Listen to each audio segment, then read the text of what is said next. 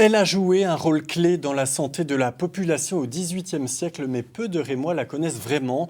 La tour Ferry, aujourd'hui, il ne reste qu'un escalier à l'intérieur de ce monument à l'histoire exceptionnelle. Sophie Dumais, Xavier Claes.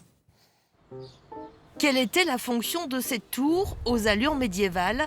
Était-ce une prison? Une tour de guet? Un chef-d'œuvre de l'époque? Presque. Car cette tour a révolutionné le quotidien des Rémois en abritant une machine hydraulique et de distribution d'eau à partir de 1749. On avait une roue à aube qui était actionnée par la force de l'eau et qui alimentait, donc qui faisait par un levier, un mouvement de balancier, 3 pompes qui remontaient l'eau ici en haut de la tour, donc ce qui nous donne environ 20 mètres, avec les 7 mètres au départ, donc ça fait 27 mètres quand même de remontée, pour redonner suffisamment d'eau et de force à l'eau pour pouvoir alimenter toutes les fontaines qui allaient être créées dans la suite.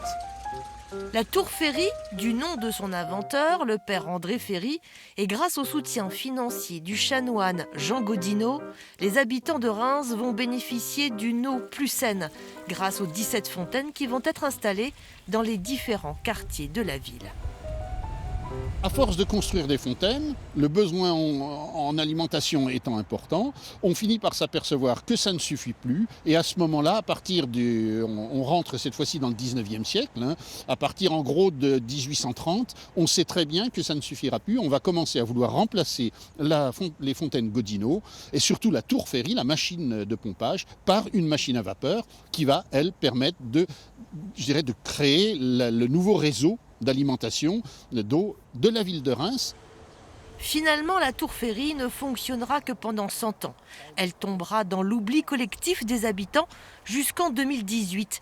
Grâce aux Journées européennes du patrimoine, la tour Ferry suscite la curiosité et un certain engouement.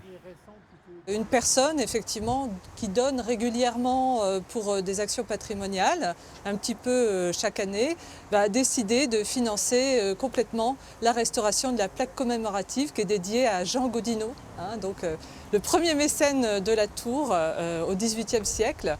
Et grâce à cette personne, on a pu restaurer dans son entièreté, dans son état d'origine, cette plaque.